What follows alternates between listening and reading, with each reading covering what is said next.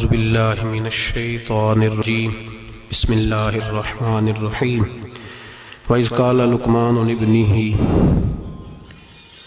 وَهُوَ يَعِظُهُ يَا بُنَيَّ لَا تُشْرِكْ بِاللَّهِ إِنَّ الشِّرْكَ لَظُلْمٌ عَظِيمٌ صدق اللہ العظیم وصدق رسولہ النبی الکریم ان اللہ وملائکتہ یصلون علی النبی یا ایہا الذین آمنوا صلوا علیہ وسلموا تسلیما والصلاة والسلام علیک یا سیدی یا رسول اللہ وعلی آلک واصحابک یا سیدی یا حبیب اللہ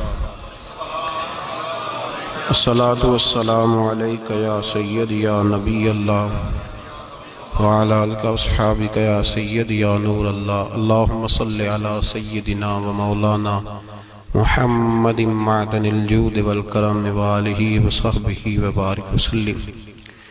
تمام تعریفیں اللہ جل مجدہ الکریم کے لیے، ہر قسم کے درود و سلام نبی رحمت سید عالم صلی اللہ علیہ وسلم کی ذات والا صفات کے لیے۔ حمد و صلاۃ کے بعد قرآن مجید کے 21ویں پارے میں سورہ لقمان ہے۔ جناب لقمان علیہ الرحمہ نبی نہیں تھے، اللہ کے نیک بندے تھے۔ حضرت داؤد علیہ السلام کی انہوں نے صحبت پائی تھی۔ رنگ کالا تھا، ہونٹ موٹے تھے، لیکن اللہ تبارک و تعالی نے حکمت اور دانائی بڑی عطا فرمائی تھی۔ آپ کی اس حکمت اور امور خیر کی وجہ سے دور دراز سے لوگ آپ کی خدمت میں حاضر ہوتے تھے اور آپ سے اللہ تبارک و تعالی کی عطا کردہ حکمت اور دانائی سے فیض یاب ہوتے تھے۔ حضرت لقمان نے اپنے بیٹے کو کچھ نصیحتیں فرمائیں۔ اپنے بچے کو انہوں نے کچھ چیزوں کے بارے میں تربیت دی۔ اللہ تبارک و تعالیٰ کو ان کی وہ باتیں اور وہ انداز اتنا پسند آیا کہ رب نے اس کو قرآن مجید میں بیان فرما دی۔ اور اللہ تبارک و تعالیٰ کا اس چیز کو قرآن مجید میں بیان کرنا اس بات کی دلیل ہے کہ اللہ تبارک و تعالیٰ کی یہ رضا ہے کہ مسلمان اپنے بچوں کی تربیت اسی انداز میں کریں، اسی انداز میں اپنے بچوں کی تربیت کریں۔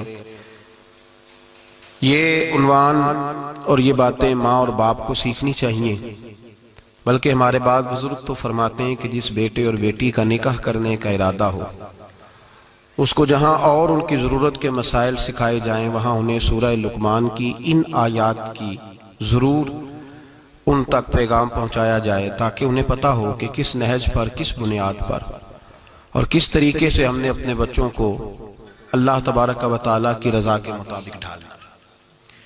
انسان سب سے زیادہ مخلص اپنی اولاد کے ساتھ ہوتا ہے۔ اس پر علماء نے کلام کیا ہے کہ بچے بھی اپنے ماں باپ کے ساتھ اتنے مخلص ہوتے ہیں کہ نہیں۔ اس میں تو شک ہے کہ ہو سکتا ہے بچے اپنے ماں باپ کے ساتھ اتنے مخلص نہ ہوں، لیکن یہ طے شدہ بات ہے کہ ماں باپ اپنی اولاد کے ساتھ وہ مخلص ہوتے ہیں، ان کا خلوص مکمل ہوتا ہے اپنے بچوں کے ساتھ۔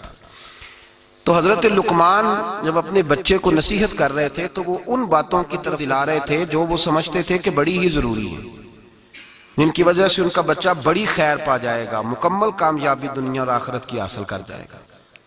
ہم اپنی اولاد سے مخلص ہوتے ہیں، ہمارا اپنی اولاد کے معاملے میں رویہ بڑا خوبصورت اور ہمارا دل اپنے بچوں کے بارے میں بڑا صاف ہوتا ہے۔